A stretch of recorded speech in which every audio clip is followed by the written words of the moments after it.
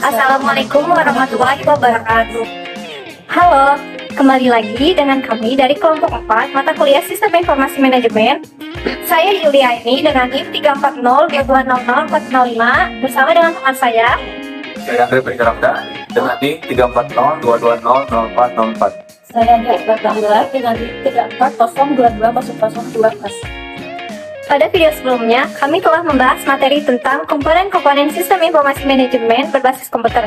Bagi kalian yang belum menontonnya, kalian bisa klik link di atas atau kami juga cantumkan di description box. Pada video ini, kami akan menyampaikan tentang Enterprise Resource Planning. Simak videonya sampai akhir ya.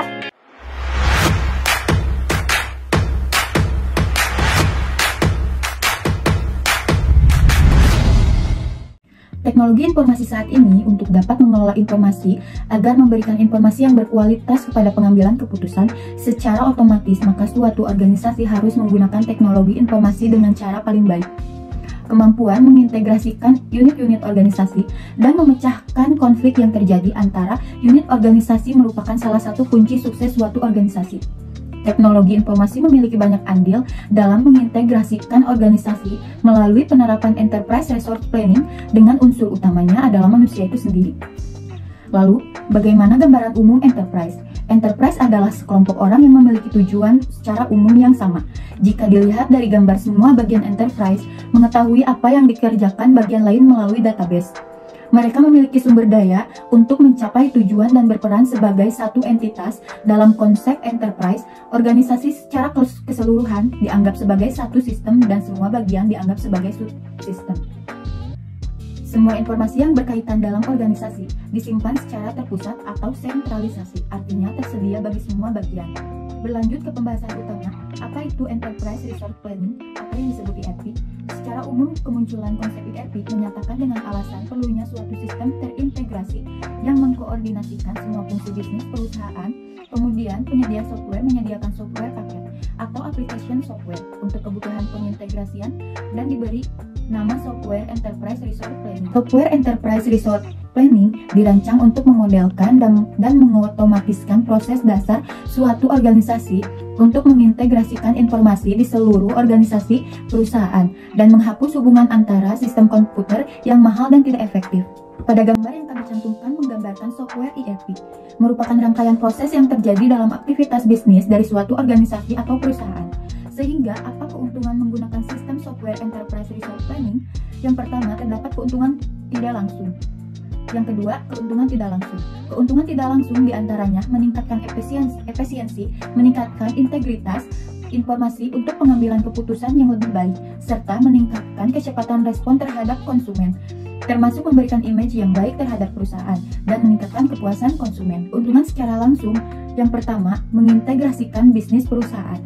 Artinya, adanya fasilitas update atau revisi data antara komponen-komponen bisnis perusahaan yang terkait melalui pertukaran data secara otomatis antar aplikasi dibandingkan dengan sistem informasi perusahaan tradisional yang terlalu berorientasi ke fungsi bisnis secara individual. Yang kedua, fleksibilitas, artinya seperti bahasa, mata uang, standar, akuntansi, dan lain-lain yang berbeda dapat ditampung dalam suatu sistem. Demikian pula dengan sistem yang terletak di beberapa lokasi, baik lokal maupun global, dapat disatukan secara otomatis dan fleksibel. Kemudian keuntungan secara langsung lainnya yaitu yang ketiga, kemampuan analisis dan perencanaan yang lebih baik. Dengan kemampuannya untuk mengatur integrasi bisnis dan datanya, sistem ERP sepenuhnya dapat digunakan untuk berbagai jenis sistem pendukung keputusan dengan mensimulasikan berbagai fungsinya. Nah, karena itu dengan kemampuan sistem ERP tersebut dapat dilakukan pemasukan dan analisis data secara fleksibel dan seketika dari berbagai sudut. Nah, kemampuan ini dapat memberikan informasi kepada pengambil keputusan informasi yang mereka perlukan sehingga mereka dapat membuat keputusan dengan lebih baik. Yang keempat, penggunaan teknologi terkini.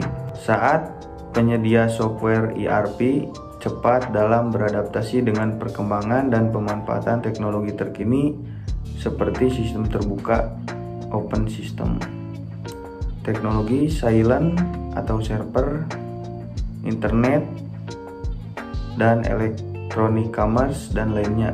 Sistem ERP sangat cepat beradaptasi terhadap perkembangan teknologi informasi yang memungkinkannya sangat fleksibel dalam beradaptasi terhadap perubahan yang terjadi pada lingkungan bisnis di masa depan.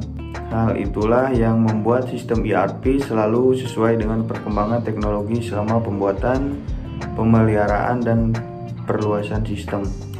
Selanjutnya, penerapan ERP agar tidak terjadi kegagalan. Penggunaan sistem ERP perlu banyak faktor harus diikuti.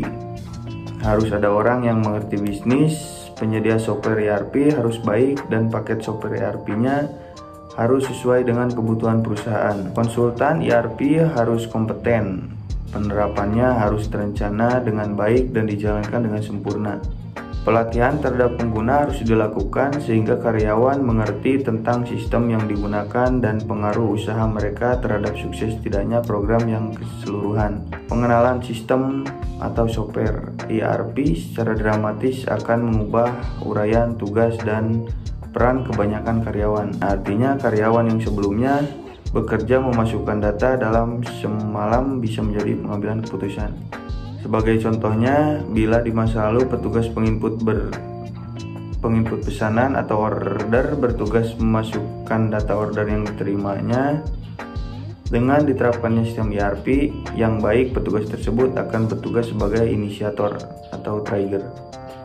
Begitu order masuk ke dalam sistem, informasi tentang order tersebut akan langsung masuk ke modul aplikasi penjualan, distribusi, dan keuangan.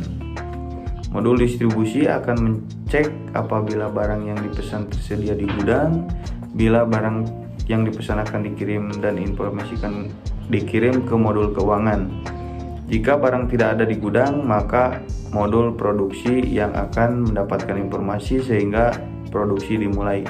Kemudian pelanggan akan diberitahu status dari orderannya. Jika barang yang dipesan dikirim, modul aplikasi keuangan menyiapkan dan mengirim faktur ke konsumen. Semua proses ini terjadi secara otomatis setelah pesanan dimasukkan oleh operator bagian pesanan. Di balik kegunaannya yang fleksibel, ERP juga memiliki 3 kelemahan, yaitu manajer tidak dapat menghasilkan laporan yang dapat dimodifikasi sesuai kebutuhan atau permintaan informasi tanpa bantuan programmer. Ini sangat mengganggu untuk mendapatkan informasi yang diperlukan dengan cepat dan memelihara keuntungan dalam berkompetisi. Sistem ERP memberikan hanya untuk status saat ini, seperti membuka order. Manajer seringkali memerlukan informasi status masa lalu dan sekarang untuk melihat kecenderungan atau tren sehingga membantu lebih baiknya keputusan yang akan diambil. Kemudian, data dalam aplikasi ERP tidak dapat terintegrasi dengan perusahaan lain. Nah, ada beberapa teknologi yang dapat menanggulangi keterbatasan ERP. Di antaranya ada Business Process Engineering, memikirkan kembali dari yang mendasar dan merancang kembali secara radikal atau secara menyeluruh proses bisnis ini untuk mencapai perbaikan yang luar biasa dalam kinerja seperti biaya, kualitas, pelayanan, dan kecepatan. Selanjutnya ada Manajemen Information System, merupakan integrasi dari hardware, software, brainware, prosedur, database, dan jaringan komunikasi yang sebelumnya sudah dijelaskan dalam video mengenai komponen-komponen sistem informasi berbasis komputer. Hal itu memiliki tujuan untuk mengolah data menjadi informasi yang diperlukan oleh manajer dalam proses pengambilan keputusan. Selanjutnya ada Decision Support System, adalah sistem informasi yang terinteraktif dan menyatu dengan software dan hardware yang mudah dioperasikan untuk menghasilkan informasi yang mendukung proses pengambilan keputusan. Kemudian ada Executive Information System, sistem informasi yang digunakan untuk membantu manajemen puncak menangani masalah-masalah yang tidak terstruktur. Selanjutnya ada Data Warehousing. Nah, data warehousing ini merupakan arsip data perusahaan yang masa penggunaannya telah lewat. Data yang dikeluarkan dari data yang digunakan untuk memelihara kecepatan. Yang selanjutnya ada data mining, adalah proses menentukan data-data yang masih dianggap penting dan valid untuk menghasilkan informasi yang diperlukan untuk proses pengambilan keputusan. Selanjutnya ada online analytical processing, merupakan teknologi yang dirancang untuk membaca dan menganalisis data atau dapat juga dikatakan sebagai pandangan multidimensi dari data bisnis. Selanjutnya ada supply chain management.